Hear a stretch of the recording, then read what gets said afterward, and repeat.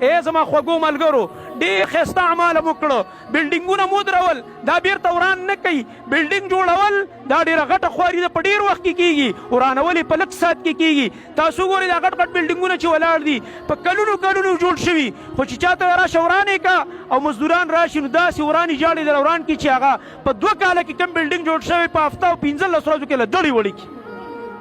شیطان موږ سره دا کار کوي چې کوم عمارت موږ د نیکو ودرو چې دا راله ضایع کي دا راله برباد کي او ما هغه تېره نه غالبا بله جمعه کې ما هغه آیت تاسو ته د سورة النحل ویلی چې الله رب العالمین فرمایي ولا تكونوا كالتي نقضت غزلها من بعد قوة انكاثا الله رب العالمین موږ ته قرآن کریم کې یو مثال ذکر کوي بعضې مفسرینو دا یو مثال دی د لیونۍ ښځې او بعضې وایي چې نه په حقیقت کې په مکه کې داسې یو لیونۍ ښځه موجوده وه یو لیونۍ رایته په نوم یو زنانه موجوده وه هغې به سهار نه ګنډل شروع کړه څه به یې شروع کړه ګنډل به یې شروع کړه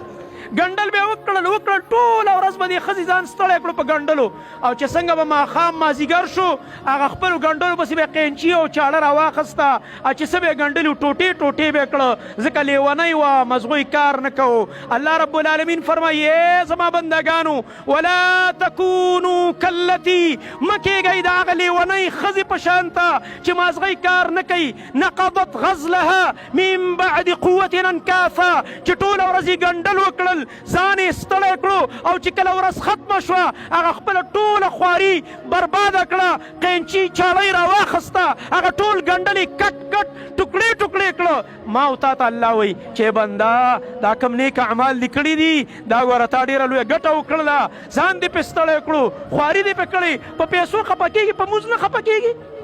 په پیسو خفه کېږي د شپې دا قیام چې دی په دې نه خفه کېږي په پیسو خفه کېږي په دې روژه او لږه تنده دې نه خفه کېږي چې دا نیکي دې جمع کړي ولې بربادې ولې د چا د لاسه ولې د بعضې کسانو بعضې مجالسو د لاسه دا بربادې لہذا الله موږ ته قرآن کې فرمایي چې دا د لیونو خوی دی چې په یو عمل ځان ستړی کړي او بیا مقه عمل په خپله برباد کړي نو موږ تاسو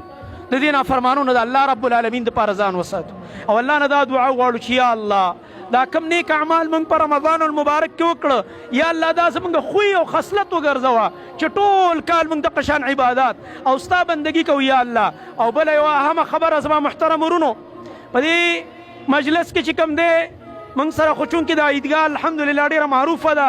نو د یو هفتې نه مخکې د اختر نه مخکې د افسران رابطې سټارټ کړي مونځ به څه ټایم کوئ او څنګه چل به او څنګه به نه او دا قیسې پیسې شروع شي د سیکورټي پرچې راله را رواني چې دلته ساین وکوئ دلته ساین وکوئ او سیکورټي وساتئ او فلان او حالات داسې دي او هغسې